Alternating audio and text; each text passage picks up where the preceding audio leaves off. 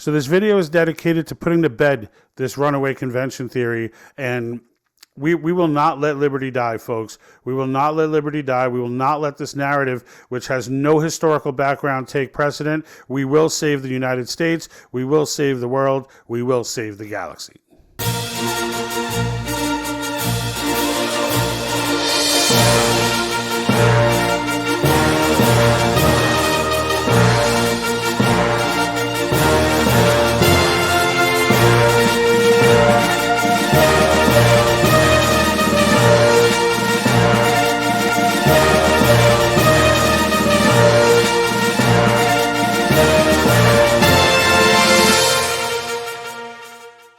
In order to ensure the security and continuing stability, the Republic will be reorganized into the first galactic empire for a safe and secure society.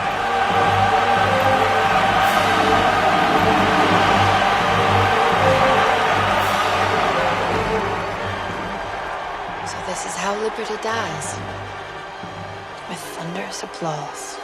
Yes, and we're not going to let these Marxists clap their way through, and as our liberty falls to the ground and falls to the wayside, allow them to cheer on the harassment and arresting of citizens over bogus accusations like not being vaccinated and other such garbage, right? So we're going to fight back, and we're going to fight back with Article 5. And today I'm going to get into Federalist Papers number 40, and we're going to use them because this is what these runaway convention people who never even read the damn paper in its entirety use these quotes. One quote in particular from it, where it's at the bottom of the page, and then leave out the context of the entire Federalist paper. Madison wrote an incredibly articulate argument, all right, about why they did what they did, and the premise of this runaway convention theory is that our founders, their constitutional convention, which is not a convention of states under a constitution, because it didn't exist then, but that apparently is too hard to figure out. But that being said, that our founders, that they were sent in there just to make some little tweaks to the Articles of Confederation, and that somehow the Articles of Confederation did not get tweaked. They got totally rewritten, and everybody was shocked and appalled, and then ratified the entire thing. All right, but we're going to get into Madison's case for why it happened and why nobody in that room felt like they were in there for that purpose. There was a small group, mostly from New York, that were giving him grief about it, and even that grief was not long-lived, as they all got on board anyway after some legitimate changes, like little things like the Bill of Rights and stuff like, and amendments and changes to Article 5. So before I get into it, I want to just make sure I encourage you to smash that subscribe button. Catch our latest episodes of Article 5 for Dummies. They're great tutorials for people to learn and share with other people who are trying to learn and trying to understand how the convention works and such, what the convention is, etc. We also have excellent updates, which we're keeping up to the minute updates on what's going on currently with the Convention of States movement. If you don't know, we have added 2 states on this year. We are halfway there at 17. We've got some miracle states coming through, like Pennsylvania about to get on board, Iowa, Kansas. There's more coming on board. Massachusetts, even Massachusetts passed their resolution through committee. So a lot of movement going on right now. Definitely want to stay informed with it. So on that note, I will tell you to subscribe, follow us on Facebook, MeWe. We're on Rumble as well. Of course, we want you to follow us on all of them. But we are getting close to our 1,000 subscriber goal and on YouTube. So we would definitely appreciate it if you could take the time to click that button. It costs you nothing, and it'll get you a ton of information going forward. I also want to, lastly, before I jump in, go through let you guys know that we have our t-shirt store open. Great tees out there with respect to Convention of States and just generally patriotic tees. So you see the Let's Go Brandon, that's a classic. Can't have a t-shirt store without that. But the other one is my favorite. It's our founders gave us the tools. We need to use them. Inside that flag is inscribed the text of Article 5. Most of the text from Article 5. So excellent buy there. Some of our more patriotic shirts, proud member of the FJB community. And then I support CRT, Citizens Resisting Tyranny. We have 2 versions of that shirt. So there's the colorful one you're looking at here. And then there is a more simple one for those of you who like to keep it simple. All right. But let's go ahead and jump into it. And I want to let you know, use We the People as a promo code, and you will get 15% off. That is a very limited time, as right now, with the free shipping and the donations to cause, there's like no money left for us to work with. So, but we are trying to get the store off the ground, so you can take advantage of that now if you click the link in the box. All right, great. So now getting into the Federalist Papers. So if you don't know what the Federalist Papers are, these were written by James Madison, basically explaining the Constitution and why things went down the way they were. There are a lot of these papers. We're only covering number 40 right now because this one is pertinent to what we're talking about. But that being said, what I'm starting with is a quote from it from nearly the bottom of number 40. And this quote I'm using because it's often used by the Runaway Convention people as evidence that the founders ran away with the convention and were not authorized, and that even they knew it. And that's the argument they try to make with this, which is disgusting. It's out of context and incredibly ignorant. Now, and I'm going to explain why. So here's the quote. But that the objectors may be disarmed of every pretext, it shall be granted for a moment, okay, that the convention were neither authorized by their commission nor justified by circumstances in proposing a constitution for their country. Okay, usually they stop the quote right there. I continued on to get a little bit more into what he was trying to say in general, but really what he's saying here is when he says, it shall be granted for a moment. All right, in today's terms, that's like saying, okay, let's assume that this was a runaway, right? You know how you do that when you tell that? This is what he's doing, okay? He's basically saying, look, even if I give you that this was a runaway convention, okay, and then he goes on to say, does it follow that the Constitution ought for that reason alone be rejected? If according to the noble precept, it be lawful to accept good advice even from an enemy, shall we set the ignoble example of refusing such advice when it's offered by our friends? So he's saying, look, even if good advice is offered by an enemy, it's still good advice, okay? So, and his point is, I'm not your enemy. We are not your enemies. We are your friends.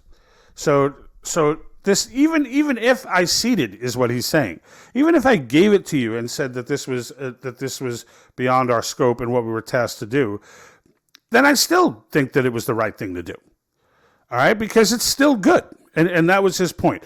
But you got to keep this in context because everything before this sets the stage for this, and leaving any of that out is just simply kidding yourself. And if someone's leaving that out to you and they just show you that top quote, they're duping you. They're either duping you or they've been duped themselves and they really believe what they're telling you, all right, because they didn't take the time to go in and read. It's just the one, we're just talking about number 40. I'm not saying read all the Federalist Papers, but I definitely encourage anyone here, there's a link in the description, click it, read the whole thing in context, all right? Yeah, it's in Old English, but it's not ridiculous where you can't get what they're trying to say. Okay, it's not like it's written in ancient Chinese where only or Latin, it's Old English. It's understandable. Okay, so now he goes on to say this right after. I left this in because it kind of finishes off what he was trying to say there. The prudent inquiry in all cases ought surely to be not so much from whom the advice comes as to whether the advice be good, right? So, and the sum of what has been here advanced and proved is that the charge against the convention exceeding their powers, except in one instance, little urged by the objectors, meaning no one even brought up that instance, has no foundation to support it. That if they had exceeded their powers, they were not only warranted, but required as the confidential servants of their country by the circumstances in which they were placed. Now that sentence right there, the circumstances in which they were placed, is the sentence that ties it all back to everything else that he had previously said. Now keep in mind, when these documents are written, there is no Google. There are no major publications or articles or even these cheesy blogs that make the case. None of that exists. So you're not getting the one quote that'll take you to the one quote, and then you read the one quote, and then there was no taking stuff out of context back then. This was all handwritten. You read the whole thing. You didn't jump. You didn't grab a book, a hardcover book, that started at page 20. right? So now he starts off the Federalist Paper number 40, basically listing off what it is that Congress exactly asked for.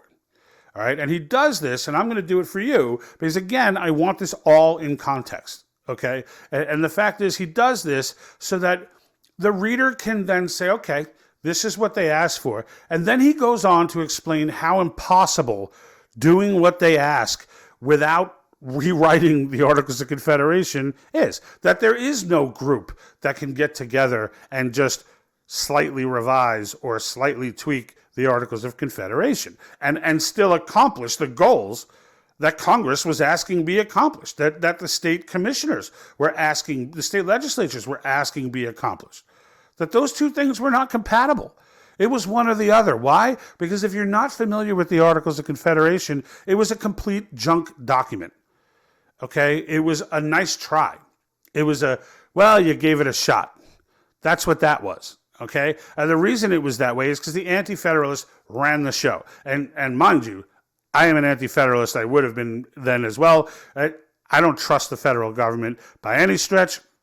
But I do understand the need for change, especially after, as did Mason and Patrick Henry and other Anti-Federalists, once they realized and saw the Articles of Confederation in action. And this document was written so state-heavy, the federal government couldn't fund itself properly. It was begging and panhandling to the states for funding. It couldn't really deal with international trade because there were 13 different currencies in the colony, in the states, so there was no unified currency. Imagine going to New York, buying a piece of pizza, going under the tunnel in New Jersey, popping out, and then not being able to buy anything unless you go to a bank and get an exchange rate.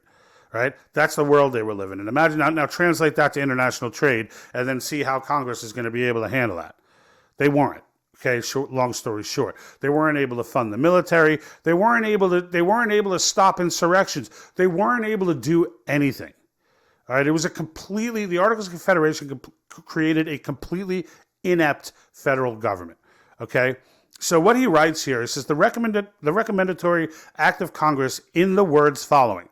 So this is now coming from the Continental Congress. Whereas there is provision in the Articles of Confederation and Perpetual Union for making alterations therein by the assent of Congress of the United States and of the legislatures of the several states, and whereas experience hath evinced that there are defects in the present Articles of Confederation, as a mean to remedy which several of the states, and particularly the state of New York, by express instructions to their delegates in Congress, have suggested a convention for the purposes expressed in the following resolution, and such convention appearing to be the most probable mean of establishing in these states a firm national government and the preservation of the Union.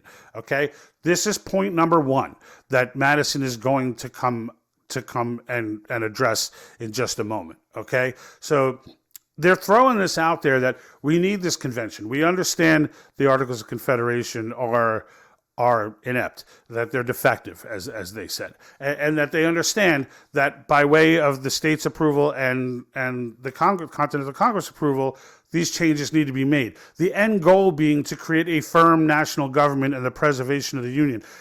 A firm national government is completely opposed to what the Articles of Confederation were. It's completely opposed. It's the exact opposite of what the Articles of Confederation accomplished. Okay, so they want you to build this firm national government. But at the same time, they want to preserve the Union and do that. But they want this done in a way that preserves the Articles. It is absolutely impossible to do this. And the Continental Congress goes on. Resolved, that in the opinion of Congress, it is expedient that on the second Monday of May next, the convention of delegates who shall have been appointed by the several states be held in Philadelphia for the sole and express purpose of revising, not amending, revising the Articles of Confederation and reporting to Congress and the several legislatures such alterations and provisions therein as shall, when agreed to in Congress and confirmed by the states, render the federal Constitution adequate to the exigencies of government and preservation of the Union. Now, again, they're laying out these vague terms, and they're putting this out and saying, we want you, these are the goals we want you to meet. And we'd like to see you do this with our approval. There really is nothing in there saying you can talk about this, you can't talk about that. This is what, it's nothing like an Article 5 convention in the sense that the commission, well, it is, but it would be as if the Article 5 convention, as if the states were all passing these resolutions, not for term limits, government overreach, and fiscal restraints. It would be as if they were all writing these resolutions with these wide open ideas with nothing but an end goal at the end, saying, we just want you to make our country better. We just want you to make the federal government more firm than it is now, which is just an insane prospect to even think about it. More powerful than it is now, right? That would be analogous to what this was, okay? And Madison brings it up, and he lays those 2 points out because he wants to attack him, and he's about to. From these 2 acts, it appears first that the object of the convention was to establish in these states a firm national government. Second, that this government was to be such as would be adequate to the exigencies, I always have an issue with that word, of government and the preservation of the Union. Third, that these purposes were to be effected by alterations and provisions in the Articles of Confederation, as it is expressed in the Act of Congress, or by such further provisions as should appear necessary, as it stands in the recommendatory Act from Annapolis.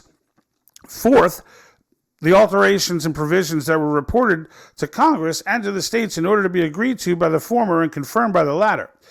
From a comparison and fair construction of these several modes of expression, it is to be deduced the authority under which the convention acted. They were to frame a national government adequate to the exigencies of government and of the Union, and to reduce the Articles of Confederation into such form as to accomplish those purposes. So what Madison is saying here is, you've given us the goals. You've told us what you want to do.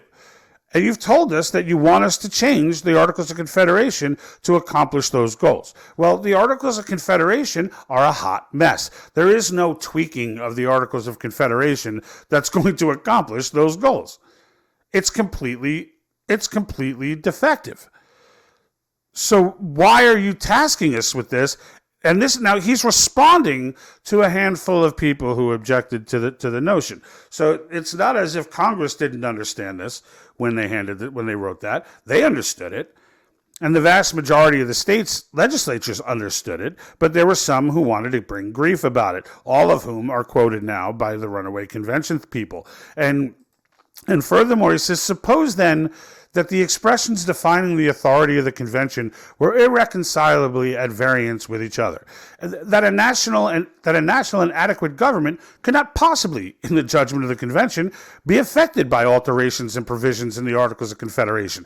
So he's saying, so you sent us here to do this. Let's just say we get there, and in our opinion, this is irreconcilable. What you're at, there is no way. There is that the national and adequate government couldn't possibly, in the judgment of them, be affected by alterations and provisions in the Articles of Confederation. That it was necessary to rewrite this document.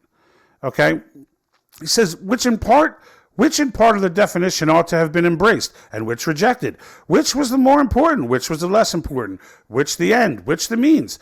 Let the most scrupulous expositors and delegated powers, let the most inveterate objectors against those exercised by the convention answer these questions. Let them declare whether it was of most importance to the happiness of the people of America that the Articles of Confederation should be disregarded and an adequate government provided and the Union preserved, or that the adequate government should be omitted and that the Articles of Confederation should be preserved. He's saying you can't have both.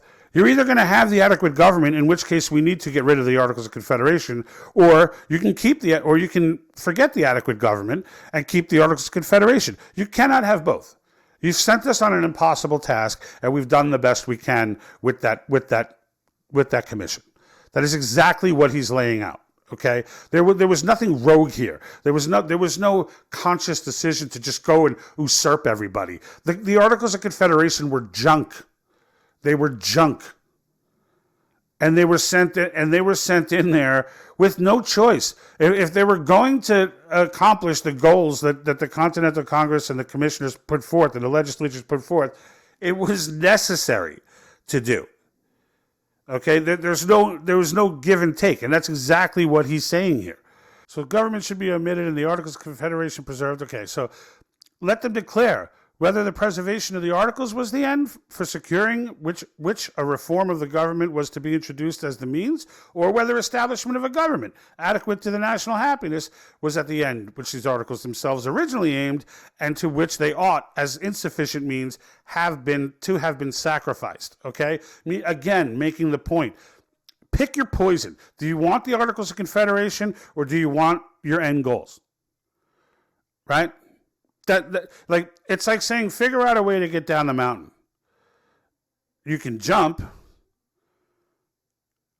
which is what now we're insisting you have done, or you can look for other means to get down. We're not going to provide you a mule, a donkey, whatever. We're not going to provide you any climbing equipment. We're not going to provide you with anything, but we need you at the bottom at 5 o'clock. So when you it's wrong for you to use any climbing equipment or do anything like that, and then you go and get climbing equipment because you're like, F this, I'm not jumping. So you go down, and then they yell at you for coming down with climbing equipment. That's what this is like, okay? So I mean, it's just fundamentally off. It's just fundamentally off. The entire premise that this was that the original convention was a runaway convention is just nonsense. The premise that one that happened today, one for amendments, would be a runaway convention is just nonsense. The reality, and you know, the next part about it, outside of Federalist Papers, is the notion that these runaway convention theorists just can't seem to wrap their head around the ratification process. Like, they're pulling to all these different, they're trying to translate all of these different areas of historical writing when it's outlined right there in the article, where the entire purpose of the calling of this convention is for the purpose of proposing amendments to the Constitution. And it clearly states in the article that these proposals, whether from Congress or from the convention, will be ratified by 3/4 of the states. So the idea that 38 states are going to ratify that, I mean, the level of psychosis that it takes. Like, I don't care if you're into conspiracy theories, but this is some next level nonsense. All right, the idea that 38 states are going to overturn the Second Amendment, it takes 13 states to stop that from happening. There are more than that allow open carry laws and such right now. It's just absurd. The notion is just insanity. When you stop and you think about the logistics of it, it's just crazy. And the last thing I'm going to leave you off with here is the fact that this whole thing is a fear tactic. Okay, what do we have? We have one side who's saying, yes, we need to use the Constitution. It's not usurping the Constitution, it is the Constitution. There's one side saying we need to use the Constitution as written. And there's another side who's afraid to do that, who has been scared into, for many various reasons that they truly feel are legitimate. But what does that remind you of? Being scared into something. Who does that? Who uses fear tactics? Who does that? Is it conservatives or is it Marxists? Who uses fear tactics?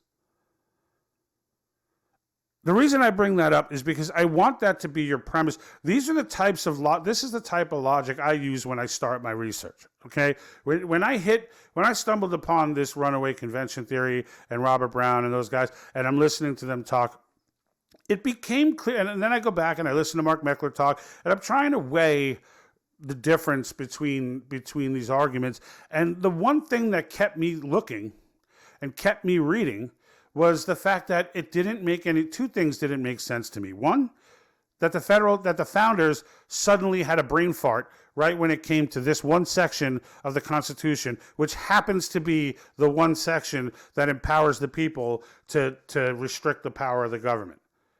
That suddenly they just lost their minds and didn't think this one through. Right? right? Because is that something we really, when else do we accuse the founders of that with respect to this particular document? That there wasn't enough thought put into it. They unanimously put this in. Unanimously. When George Mason came back and made the pitch for it, basically letting them know that, telling them to stop and just think about the idea of the federal government being the only one who can amend the Constitution. And that if that government gets out of control, and Madison notes, which he verily believed would be the case, do you all think that the federal government's going to allow the proposal of an amendment? Do you think they're going to propose an amendment that's going to, it doesn't matter that the states ratify them because they'll never propose it because it's going to restrict their own power. And the entire convention understood that. There was no debate, case closed. It was Article 5 is what we know today. Okay? And the second point is that 230 leftist and Marxist organizations signed a petition put out by Common Cause, all right, which I've actually had conservatives throw the Common Cause article in, throw an article from Common Cause, which is a heavily funded organization by George Soros's Open Society Foundation. Conservatives have thrown this article in there. I mean, you want to talk about being in the mass formation. They had no idea that was a Soros-funded organization. They had no idea. They thought it was one of these liberty, websites and whatnot. Oh, no, these guys seem like they're all about liberty. Yeah, look, they're saying what I already believe. This is a good I'mRight.com. And just took that quote and put it in. They posted it to one of our MeWe videos. Okay, and I sat there looking at this, and I had to remind them. And I got no response from them afterward. I guarantee you, they were like, what the hell? And then looked into it and saw that it was correct. Soros is not, you're going to hear these psychos tell you that this is all supported by Soros. It is not. It is not. All right? You know who else signed that petition put out by Common Cause? All right? Some familiar names, Media Matters, Daily Kos, Move On. These are the ones. This is who's against it, folks. You know why they're against it? Because if it succeeds, when it succeeds, it's going to restrict the power of the federal government. What does Marxism need more than anything in the world to be successful? It needs an all-powerful central government. That's what it needs. You can bet your shirt that in the coming months, as these states add on and add on and add on, you can bet your shirt that it's on their radar. And you're going to start seeing mass media coming against this. You're going to hear this be ridiculous runaway theory pounded into your head ad nauseum. Ad nauseum. And anyone they catch that is not well informed and doesn't really understand the issue is going to believe it. Do not let it happen to you. Continue your reading. Fine, listen, I encourage you to go. His name is Robert Brown. You can find him on YouTube. He does a whole seminar, spewing this madness. He believes the nullification process is the way to go, which is ridiculous. But that's what he thinks is the answer. In the end, though, he admits multiple times in that video, there's nothing we can really do. There is no answer. Nothing's going to work. It's all going to fail. The only thing we can do is change the hearts and minds of the people of the United States. This is his diagnosis. That's his solution to this problem. It's nuts. It's nuts. Everything that backs up these arguments is nuts. I get why people believe it, but it's just like everything else, right? To the conservatives, I will say, think about how you see Marxists, people who believe in that stuff, right? Think how dug in they are. Think how dug in they are on the issue, right? They'll never cede anything, no matter how irrational anything is. They'll never cede an inch.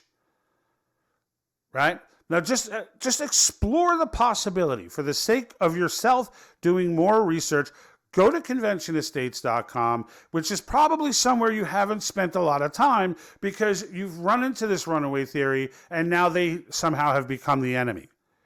Right? There are no enemies here. We are all Americans. Go to their website. Hear their side of the argument. Okay, hear their side of the argument. Go and watch the debates on the floors of the Senate and House committees and such. Listen to those debates. Okay, and then weigh the evidence yourself. Read Federalist Papers No. 40. Okay, because they'll use it to make their case. So read it, understand it. So when they try to give you a single quote from it, it doesn't make any sense. Because it makes a lot of sense if all you get is that single quote. These people are trying to sell you on this fear. They're selling it, and they're selling it hard, and there's a lot of money behind it.